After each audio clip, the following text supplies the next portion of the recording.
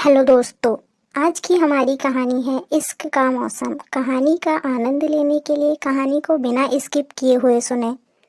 शिखर को अंदाजा नहीं था कि सुहाना अपनी जिद पर इस कदर अड़ी रहेगी कि उनका प्यार दांव पर लग जाएगा।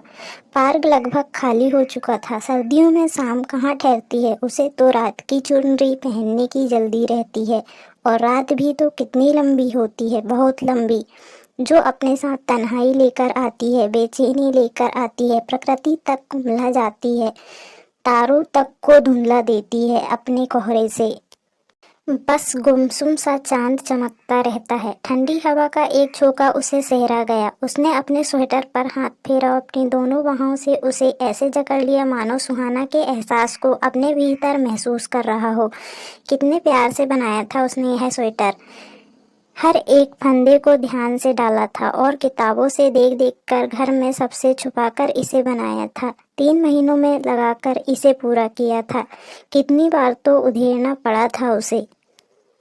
वही कहता, क्यों मेहनत करती हो इतनी, बाजार में रेडीमेड स्वेटर मिलते तो हैं। तो सुहाना उसके हाथों को थाम कहती, यह जान लो शिखा, स्वेटर के हर फंदे में मेरा भी प्यार बुन रहा है। तुम जब भी इसे पहनोगे मेरी चाहत की तपस महसूस करोगे। इसे पहनने के बाद कड़कती ठंड में भी तुम्हें सर्दी नहीं लगेगी, क्योंकि इसमें मेरे हाथों की ऊष्मा जो बसी है। उसकी आंखों में उस समय एक चमक होती, उससे बेइंतहा प्यार करने की चमक। वह चाहती थी कि दुनिया उसे की हर खुशी मिले। तुम्हारा मुझे दीवानों की तरह प्यार करना कहीं पागल ना कर दे। वह उससे मजाक करता तो वह गुलाब की मखमली पंखुड़ी की तरह खिल उठती और कहती, प्यार जीवन में उमंग भरता है, जीने का उत्साह देता है, ना कि पागल बनाता है मेरे बुद्धू। आसमान में जो चांद है ना, जो रात को शाम से पूरी दुनिया को रोशनी देते सब पर छाया रहता है। बस समझ लो तुम मेरे लिए वही चांद हो।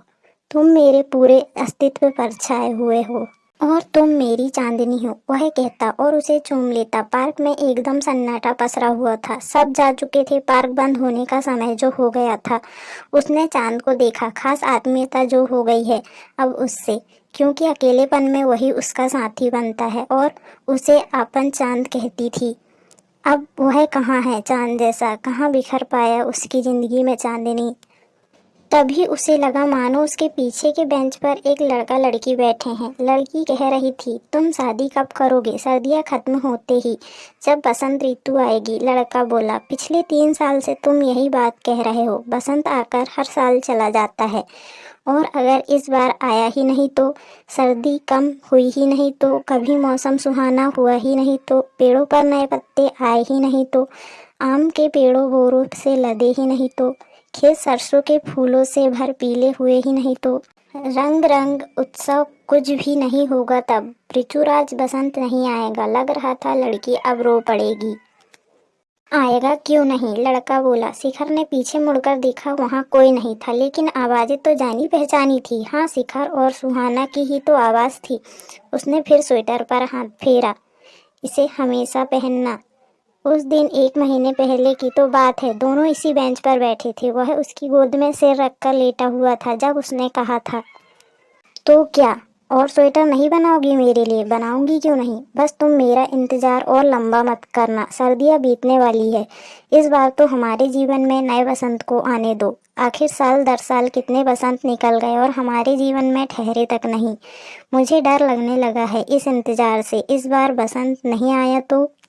ऐसी बातें मत करो। नए साल में मैं तुम्हारे घर आऊँगा, तुम्हारे मम्मी पापा से तुम्हारा हाथ मांग लूँगा, और बसंत ऋतु में जब हर ओर प्रकृति का उत्सव चल रहा होगा, मैं लाल गुलाबों से तुम्हारी डोली सजाकर शहनाई की धुन के साथ तुम्हें ब्याह कर ले जाऊँगा। शिखर, इस बार बसंत को आने देना, वह बोली थी। पर उस दिन उसके चेहरे पर खुशी की बजाय थोड़ी निराशा थी। काश वह समझ पाता उस दिन सुहाना की उदासी को। 3 साल से वह यही कह रहा था कि इस बसंत जरूर हम शादी कर लेंगे। सुहाना, मैं तुमसे इतना प्यार करता हूँ कि मेरे लिए तो हर दिन बसंत है। फिर क्यों किसी मौसम के आने की प्रतीक्षा करनी, कभी भी कर लेंगे शादी। तुम क्यों सिर्फ बसंत ऋतु में शादी करना चाहती हो?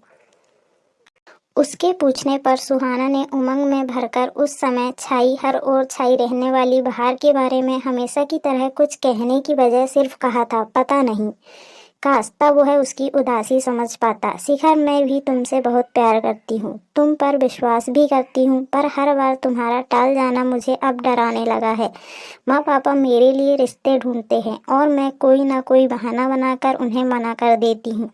मैं अब और उनका दिल नहीं दुखा सकती। अब तुम मुझसे मेरे घर आकर ही मिलना। मैं अब नहीं मिलूंगी तब तक तुमसे। शिखर के बहुत कहने पर भी वह नहीं रुकी थी। बहुत देर तक वह इसी बेंच पर बैठा रहा, वैसे ही जैसे आज बैठा हुआ है। आज नया साल कुछ ही कदम दूर है, बसंत कुछ ही कदम दूर है, पर सुहाना नहीं है अब। उस दिन उसके रूठ जाने के बाद बहुत बार मिलने की कोशिश की, लेकिन वह नहीं मिली। फिर फ़ोन उठाना भी बंद कर दिया। उसके ऑफिस में फ़ोन किया तो उसकी अस्पताल में होने की खबर मिली। स्कूटी चलाते हुए बस से टक्कर हो गई थी। उसके अस्पताल पहुंचने से पहले वह जा चुकी थी हमेशा के लिए। पार्क बंद होने का समय हो चुका था। इतनी ठंड में, ऐसी काली रात में भी आप अभी तक यहीं बैठे हैं साहब, चलिए जाइए। चौकीदार की आवाज़ ने शिखर को चौंका दिया। स्वेटर पहना है, ठंड कैसे लगेगी? स्वेटर पर हाथ फेरते हुए वह ख्याली से बुदबुदाया। ऊपर आसमान में चांद को देखा उसने, बिल्कुल फीका सा था, तारे भी नहीं थे। सचमुच देर कर दी उसने, इस बार बसंत नहीं आएगा।